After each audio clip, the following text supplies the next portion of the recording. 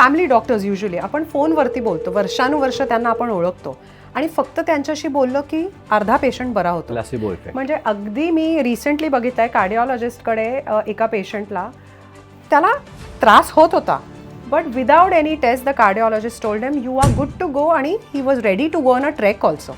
Is it related to the energy of that place or the energy of that doctor? Both.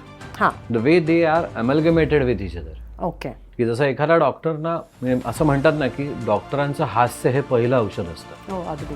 की if a doctor is a smiling doctor then बरेचसे patient इथे नेहमी बरे होतात, कारण त्यांना एक होप दिसत असतो.